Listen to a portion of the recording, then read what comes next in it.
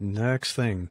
So the next thing I want to know is how you personally decide how you're going to invest kind of your time and money in paid advertising versus organic marketing. So how do you balance that? Because I've done some advertising, and as a lot of people discovered, it can be a bit of a black hole. It could take as much as you give it. So how do you think about that? So let me ask you, what advertising have you tried so far? So I have done almost everything. So I've done Google advertising, which has done reasonably well. Some Facebook advertising, LinkedIn, super expensive. LinkedIn was not a good investment. Done some Twitter advertising, and it's hit or miss. Where sometimes it's been successful, other times it's like it just didn't work. And have you been promoting your newsletter or your services? What were you promoting with the ads? Most recently, the newsletter. I used to promote the services, but I'm really trying to grow the newsletter now because I think that's the top of my marketing funnel. So I'll promote like a specific edition that's about a topic, how to find a great new job or how to ask your boss for a promotion, that kind of thing. Okay. So I'm going to give you two answers here, right? So I'm going to give you the textbook answer of what it should be, and then I'll give you the truth because I don't exactly live up to the textbook answer, even though I should. So and I'll talk about newsletters, but it's actually applicable to anything, right? It's applicable to products you sell or services or consulting or anything. The textbook answer is this: anytime you're going to run any kind of advertising, you should know your numbers. So you should know the lifetime value of a customer, a newsletter subscriber, even a free newsletter subscriber. You should know what that is worth to you. Once you know what that is worth to you, you then know what your customer acquisition cost is, what you're willing to pay to get that. Then you're just, whatever ads you're running, Facebook, in other newsletters, whatever, you're just trying to make the math work and get better at it, lower those acquisition costs, whatever. If you make the math work, you theoretically should just be spending more and more money because it's profitable and it's more than paying for itself. And if you can crack that code where it costs you $1 to get a customer and that customer is worth $100, you would be a fool for not spending as much money. And buy ads all day long. As much as you possibly can. When you get into newsletter territory, and especially free newsletter territory, where the monetization is down the road and maybe it's different, those calculations become more complicated.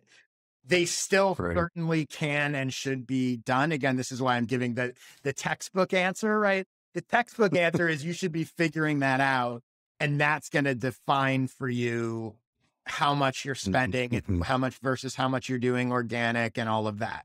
And you're experimenting until you can crack it. And if you can crack it, great, step on the gas. And if you can't crack it, keep experimenting with a little bit and, you're mainly organic, et cetera. Or maybe you have a problem with your product. There's a lot of variables that get in there. That's the textbook.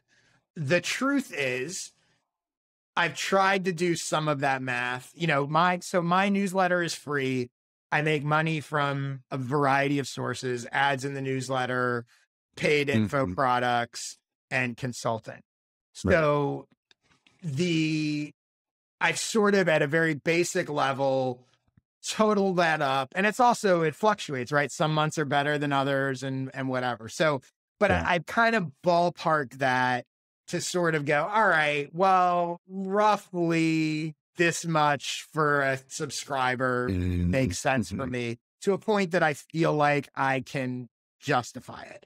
It's far from exact. It gives me sort of some ballpark, or at least something to aim for. That number has shifted over time, as has my business. I can only take on so many consulting clients. I have a pretty steady stream of leads. Like, there's a lot of variables that go into this. It's a little different if you're selling a product where it's like maybe it infinitely scales. My biggest revenue driver is consulting that doesn't infinitely scale. So, and I haven't actually done, it's funny, in thinking about your question, I was also like, you know what? I actually haven't done much advertising for my products. I probably should, because that's a more direct calculation. So I may be doing that soon.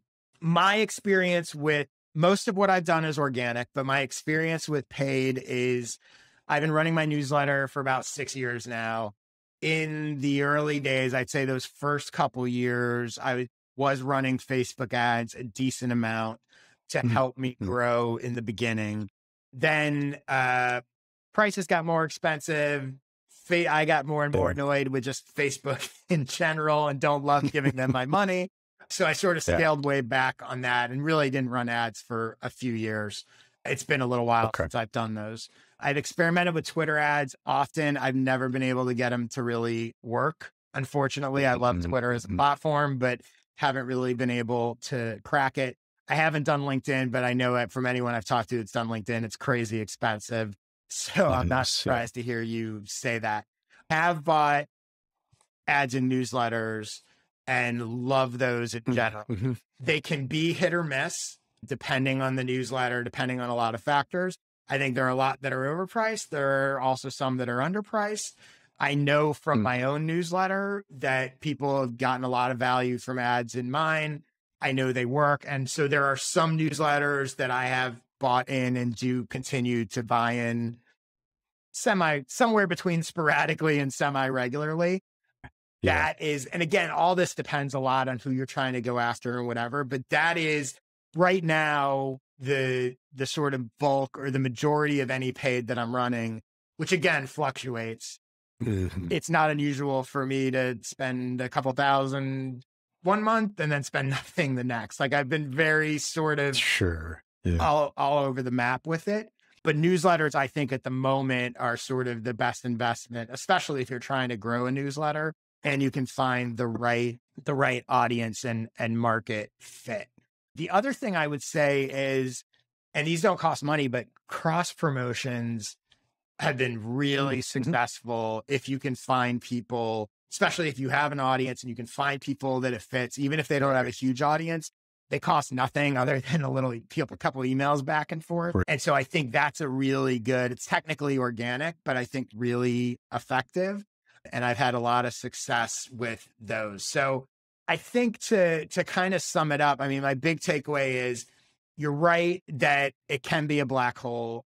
It really shouldn't be though. And I do think even if you don't do the specific math of lifetime value, and even if it is a little fuzzy, having some general idea of what you're comfortable paying and tracking it and testing with different things to sort of get a gauge like what really is good or bad or otherwise. You know, the way I've always felt about it, you know, years ago when I was running Facebook ads, I was getting subscribers for at some point as low as like 40 cents a subscriber, which was that's great. Those days I think are long gone, right? So, you know, now I feel like if I can get subscribers for $2 a subscriber or less, I feel pretty good about it. Like that's my sort of rough gauge. But again, it varies. So, but I think for you and everyone's business is different, like coming up with some general number that allows you to gauge, was this worth it or not? Because otherwise, if you don't have any hint of what you're looking for, that's when it really becomes a black hole. And you're like, I don't know whether I should do more or less or what. So even if you're wrong, picking a target number and going, this is what I'm aiming for, gives you a start. Got it. Cool.